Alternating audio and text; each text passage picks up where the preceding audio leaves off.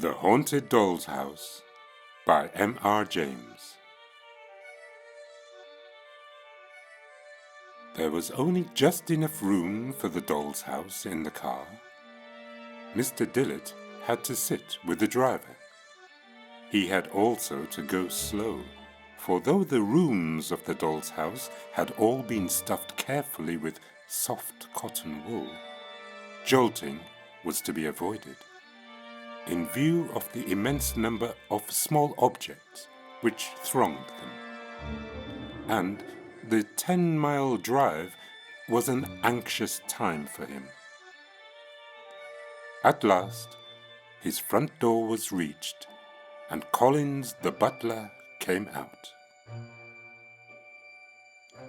It was conveyed, with much talking, to Mr. Dillett's spacious room on the first floor, looking out on the drive. The sheeting was unwound from it, and the front thrown open, and for the next hour or two Mr. Dillett was fully occupied in extracting the padding and setting in order the contents of the room. After dinner, his whim was to sleep surrounded by some of the gems of his collection. Tonight, he repaired to bed in a highly complacent frame of mind.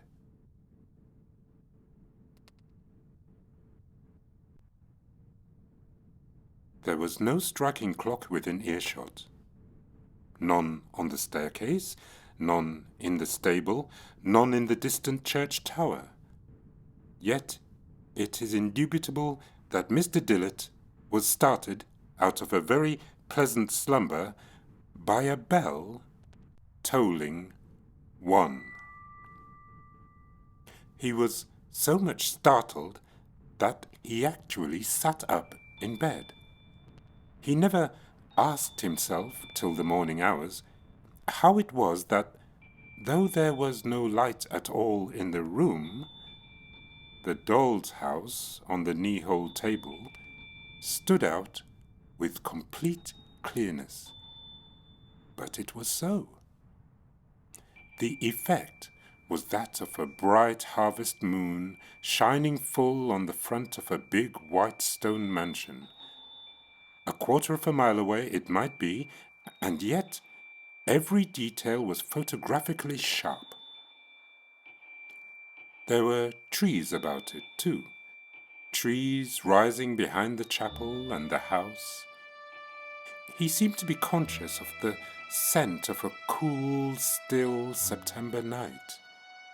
He thought he could hear an occasional stamp and clink from the stables, as of horses stirring. And with another shock, he realized that above the house he was looking not at the wall of his room with its pictures, but into the profound blue of a night sky. There were lights, more than one, in the windows, and he quickly saw that this was no four-roomed house with a movable front, but one of many rooms and staircases, a real house, but seen as if through the wrong end of a telescope. 2 rooms were lighted, one on the ground floor to the right of the door, one upstairs on the left. The first, brightly enough, the other rather dimly. The lower room was the dining room. A table was laid, but the meal was over, and only wine and glasses were left on the table. The man of the blue satin and the woman of the brocade were alone in the room, and they were talking very earnestly, seated close together at the table, their elbows on it, every now and again stopping to listen, as it seemed. Once he rose, came to the window and opened it and put his head out and his hand to his ear. There was a lighted taper in a silver candlestick on a sideboard. When the man left the window, he seemed to leave the room also, and the lady, taper in hand, remained standing and listening. The expression on her face was that of one striving her utmost to keep down a fear that threatened to master her, and succeeding. It was a hateful face, too, broad, flat, and sly. Now the man came back, and she took some small thing from him and hurried out of the room. He, too, disappeared, but only for a moment or two. It was time to look at the upper window. Through it was seen a 4-post bed. A nurse in an armchair, evidently sound asleep. In the bed, an old man lying, awake and, one would say, anxious, from the way in which he shifted about and moved his fingers, beating tunes on the coverlet. Beyond the bed, a door opened. Light was seen on the ceiling, and the lady came in. She set down her candle on the table, came to the fireside and roused the nurse.